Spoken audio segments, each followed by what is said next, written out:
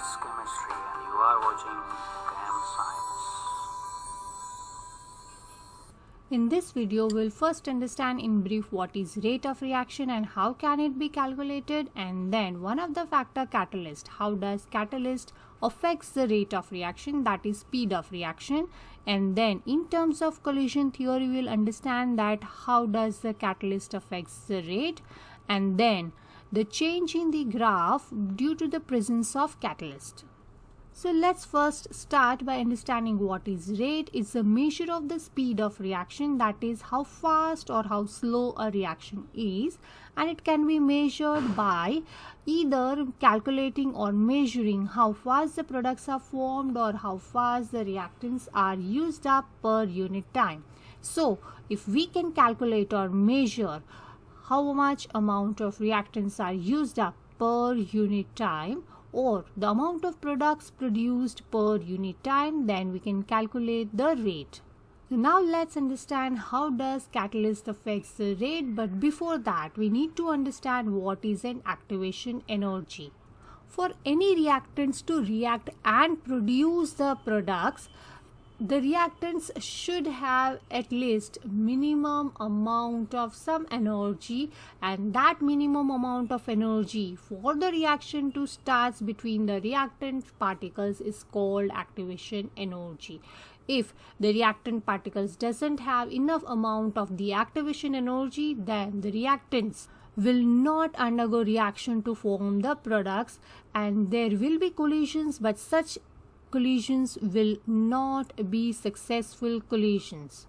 Now before we go ahead, let's understand an energy level diagram for a reaction where we are drawing reactants at a higher level to show the exothermic reaction. Now if it's an exothermic reaction, then the products will have lower energy. Now for the reactants to react, this is the energy pathway where we can say that this difference in the energy, this is the activation energy, which I am labeling as EA, which is denoted by EA, the activation energy. So this amount of energy, the activation energy, is the energy which has to be provided to reactants, or it should have this much of energy for the reaction to start.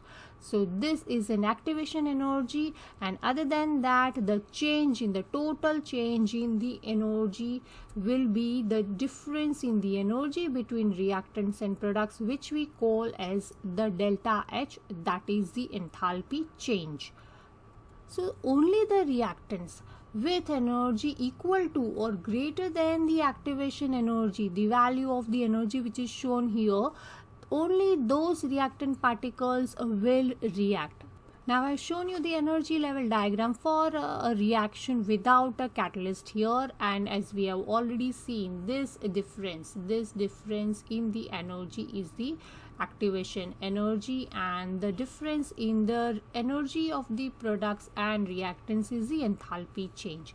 Now what if the catalyst is present? If the catalyst is present, then the catalyst provides an alternative reaction pathway with a lower activation energy. So if the activation energy is lower, then we can see here that the difference here has decreased. So this is the activation energy, lower activation energy, I will say. And as the activation energy decreases, then we can say that now the more reactant particles will have sufficient energy to overcome this activation energy barrier, and they will be able to react to form the products, and hence the rate of reaction increases. And this is because the number of successful collisions per unit time increases. Now what does catalyst mainly do? Catalyst actually remains chemically unchanged at the end of the reaction. They are never used up. Now using the catalyst avoids the need of some extra heat energy, and that's the reason that the reaction gets safer and cheaper, because if we use a catalyst, we don't have to provide the activation energy externally for the reactants to react. This decreases the consumption of energy externally, and this makes the reaction cheaper as we have to provide lesser energy. They are used mainly in many industries, especially where an increase in the temperature results in the lower yield due to shift in the equilibrium.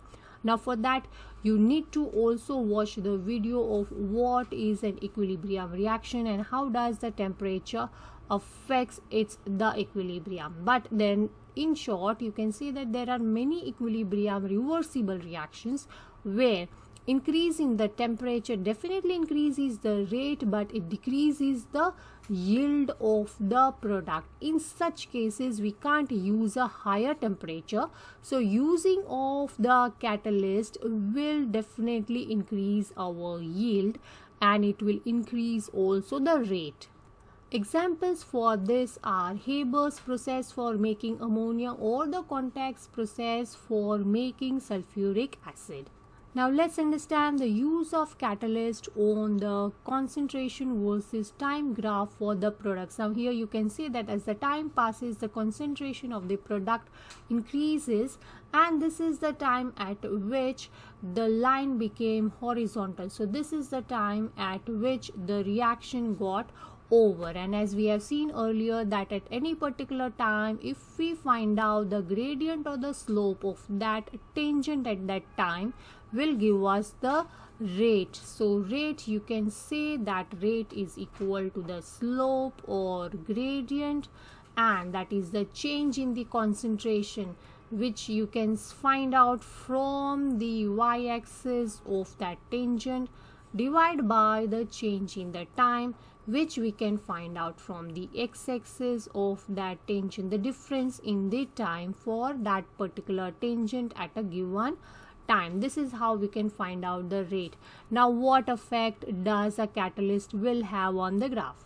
With the use of catalyst the rate will increase, so you can say that we will have a steeper graph or a graph with a higher gradient, and the reaction will end up earlier. So the line becomes horizontal earlier at a shorter period of time. So this is the time at which the reaction got over with the use of a catalyst. Now the graph is not accurate for me, but you can understand that this is how the rate changes by the use of catalyst. And you can also note down one point that the amount of product remains same. So both of the line ends up at the same level. The only difference is the reaction got over at a shorter period of time. So now you can say that T2 is smaller than T1. So the presence of catalyst increases the rate of reaction.